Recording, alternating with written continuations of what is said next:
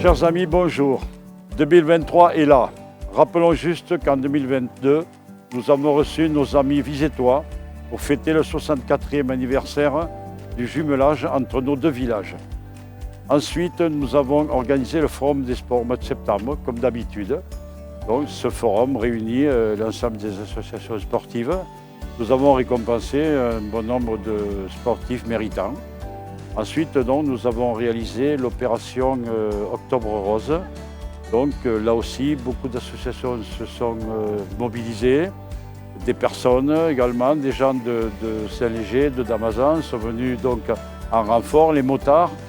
Le résultat de ce week-end donc, nous a permis de récolter 2 840 € que nous avons offerts au comité contre le cancer. Les 3 et 4 décembre, nous avons organisé un marché de Noël avec des associations, des commerçants qui sont venus vendre leurs bijoux et leurs productions. Nous avons aussi organisé des promenades à cheval autour de la ville.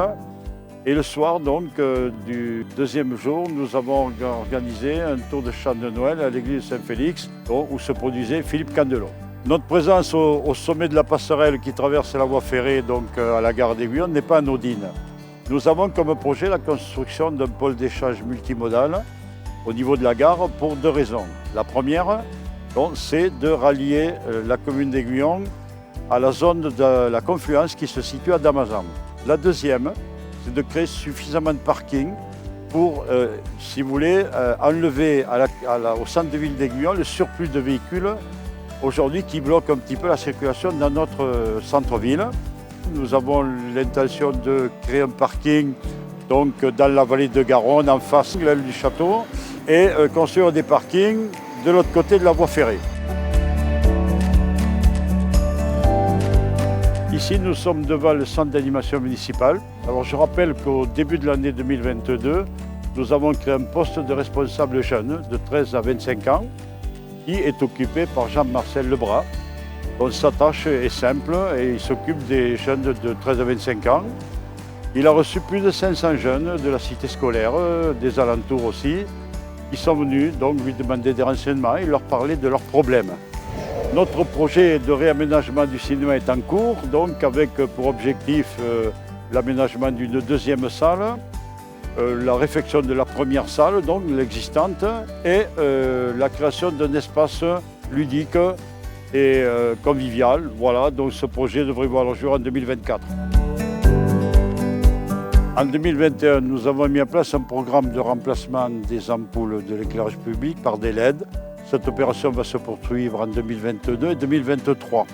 S'agissant de travaux de voirie, nous avons envisagé de faire des travaux de réaménagement de la rue de Vizé, de la rue Bazin, ainsi que la construction de parking sur la rue Jules Ferry. Nous avons fait un système de vidéosurveillance qui fonctionne, doté de 6 caméras, dont disséminées dans toute la ville. Donc, ça nous permet de lutter contre les incivilités et d'avoir une vie plus tranquille dans le centre-ville. Avec la réfection de l'aile nord du château en premier, donc 13 appartements vont être aménagés, ainsi que 3 commerces au rez-de-chaussée. Tout cela va être livré fin 2023. La réfection de la place Espio donc, est prévue aussi pour la période qui suivra la fin des travaux de la cité scolaire.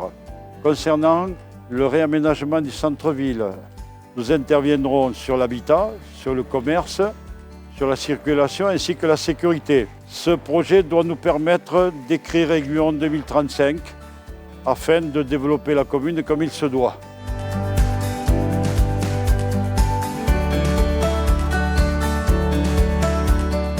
Pour conclure, le dernier projet qui nous tient à cœur, c'est de redonner l'accès donc de la confluence à la population aiguillonnaise afin qu'elle puisse s'y détendre et s'y promener en toute tranquillité. Le tour d'horizon des projets de la commune étant achevé, il est temps de vous présenter au nom du conseil municipal à Mondon tous mes vœux de bonheur, de santé et de prospérité pour 2023 et donc une bonne année à tous.